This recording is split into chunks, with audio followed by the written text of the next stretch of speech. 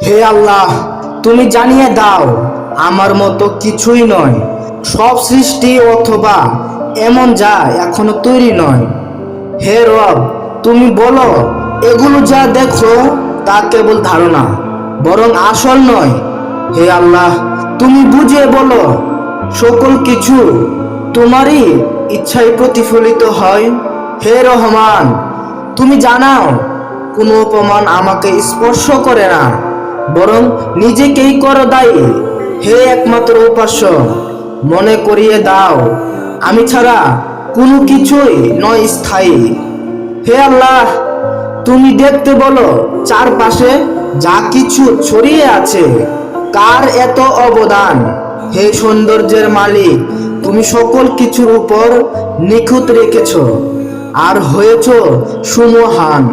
হে আল্লাহ, তুমি বলো আপন করি তাকেই যে সৃষ্টিকুল সৃষ্টিকর্তা মানে তারই মহা অভিভাবক হই।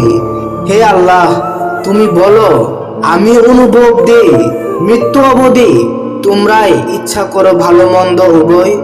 হে অন্তর্যামী, তুমি জানাও সবই সীমিত তাও অসীম ধারণা, আমি সকল ভাবনার ঊর্ধ্বেও বাস্তব।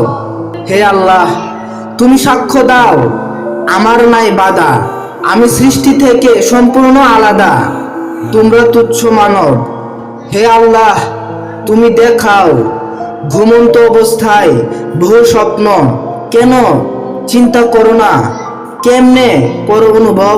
হে আল্লাহ, তুমি আরো বুঝিয়ে বলো কল্পনায় অনুভূতি পাও, অথচ তুমি বিচ্ছিন্ন করো কেন যিনি তোমার রব।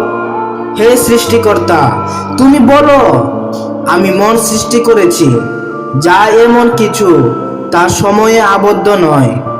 হে আল্লাহ, তুমি বলো তোমরা আমাকেই পেতে করো একমাত্র ইবাদত, অর্থাৎ আমি অজানা প্রেমময়।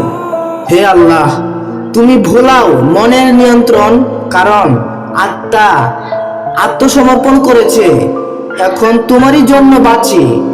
হে আল্লাহ, তুমি সকলকে বলো অহংকার তোমারই ক্ষতি ও অনুভূতি সত্য বুঝে না যদিও রই কাছাকাছি।